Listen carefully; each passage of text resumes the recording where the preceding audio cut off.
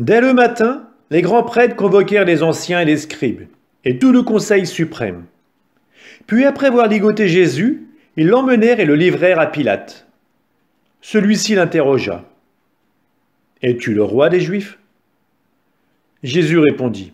« C'est toi-même qui le dis. » Les grands prêtres multipliaient contre lui les accusations. Pilate lui demanda à nouveau. « Tu ne réponds rien. Vois toutes les accusations qu'ils portent contre toi. » Mais Jésus ne répondit plus rien, si bien que Pilate fut étonné. À chaque fête, il leur relâchait un prisonnier, celui qu'il demandait. Or, il y avait en prison un dénommé Barabbas, arrêté avec des émeutiers pour un meurtre qu'ils avaient commis lors de l'émeute. La foule monta donc chez Pilate et se mit à demander ce qu'il leur accordait d'habitude. Pilate leur répondit. « Voulez-vous que je vous relâche le roi des Juifs ?» Il se rendait bien compte que c'était par jalousie que les grands prêtres l'avaient livré. Ces derniers soulevèrent la foule pour qu'il leur relâche plutôt Barabbas. Et comme Pilate reprenait, « Que voulez-vous donc que je fasse de celui que vous appelez le roi des Juifs ?» De nouveau ils crièrent, « Crucifie-le » Pilate leur disait, « Qu'a-t-il donc fait de mal ?» Mais ils criaient encore plus fort, « Crucifie-le » Pilate, voulant contenter la foule, relâcha Barabbas, et après avoir fait flageller Jésus, il le livra pour qu'il soit crucifié. Les soldats l'emmenèrent à l'intérieur du palais, c'est-à-dire dans le prétoire. Alors ils rassemblent toute la garde, ils le revêtent de pourpre, et lui posent sur la tête une couronne d'épines qu'ils ont tressée. Puis ils se mirent à lui faire des salutations en disant « Salut, roi des Juifs !»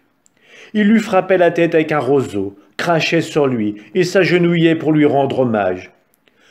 Quand ils se furent bien moqués de lui, ils lui enlevèrent le manteau de pourpre et lui remirent ses vêtements.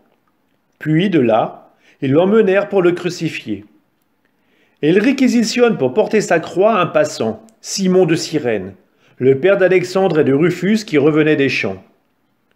Et ils amènent Jésus au lieu dit Golgotha, ce qui se traduit « lieu du crâne » ou « calvaire ». Ils lui donnaient du vin aromatisé de myrrhe, mais il n'en prit pas. Alors ils le crucifient, puis se partagent ses vêtements, en tirant au sort pour savoir la part de chacun.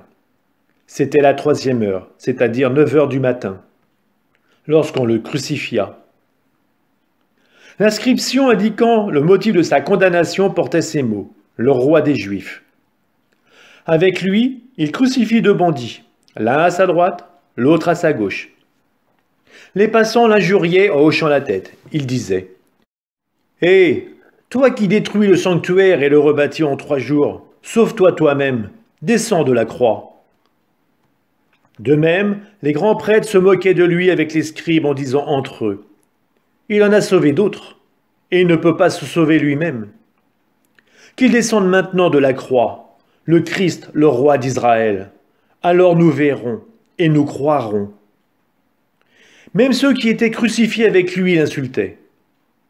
Quand arriva la 6e heure, c'est-à-dire midi, l'obscurité se fit sur toute la terre jusqu'à la 9e heure. Et à la 9e heure, Jésus cria d'une voix forte. « Éloi, Éloi, lama sabachthani » ce qui se traduit « Mon Dieu, pourquoi m'as-tu abandonné ?» L'ayant entendu, quelques-uns de ceux qui étaient là disaient « Voilà qu'il appelle le prophète Élie. » L'un d'eux courut tremper une éponge dans une boisson vinaigrée.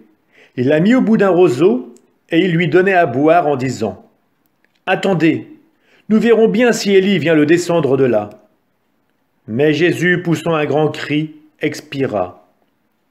Le rideau du sanctuaire se déchira en 2, depuis le haut jusqu'en bas. Le centurion qui était là en face de Jésus, voyant comment il avait expiré, déclara « Vraiment, cet homme était fils de Dieu. » Il y avait aussi des femmes qui observaient de loin, et parmi elles Marie-Madeleine, Marie, mère de Jacques le Petit, et de José et Salomé, qui suivaient Jésus et le servaient quand il était en Galilée, et encore beaucoup d'autres qui étaient montés avec lui à Jérusalem. Déjà il se faisait tard. Or, comme c'était le jour de la préparation qui précède le Shabbat, Joseph d'Arimathie intervint. C'était un homme influent, membre du conseil, et il attendait lui aussi le règne de Dieu. Il eut l'audace d'aller chez Pilate pour demander le corps de Jésus. Pilate s'étonna qu'il soit déjà mort. Il fit appeler le centurion et l'interrogea pour savoir si Jésus était mort depuis longtemps. Sur le rapport du centurion, il permit à Joseph de prendre le corps. Alors Joseph acheta un linceul, il descendit Jésus de la croix, l'enveloppa dans le linceul et le déposa dans un tombeau qui était creusé dans le roc. Puis il roula une pierre contre l'entrée du tombeau. Or Marie-Madeleine et Marie, mère de José, observaient l'endroit où on l'avait mis.